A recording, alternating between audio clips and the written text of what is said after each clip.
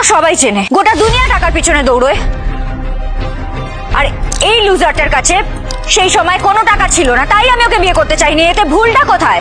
নেহা তারপর বলে, ওর চরিত্রের ঠিক নেই, চরিত্রহীন মেয়ে ওই এলা বোস। নীরা বলে, তোমার এই নোংরা মুখ দিয়ে আমার দিদির নামে আর একটাও বাজে কথা বলবে না।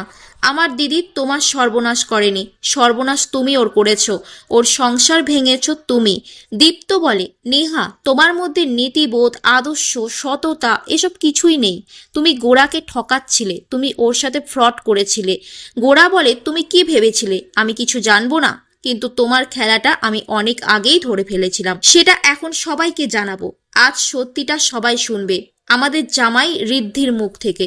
ঋদ্ধির সঙ্গে অনেক আগেই নেহার আশীর্বাদ হয়ে গেছে, কিন্তু যখন নেহা জেনেছে আমার সাথে এলার বিয়ে হয়েছে, তখন সব কিছু ছেড়ে এখানে চলে আসে আমাদের জীবনটা নষ্ট করে দেওয়ার জন্য। তখন নেহা বলে, মিথ্যে এসব, আমাকে ফাঁসানো হচ্ছে। গোরা বলে, আমার কাছে যে এই ছবিগুলো আছে এগুলো কি মিথ্যে নেহা?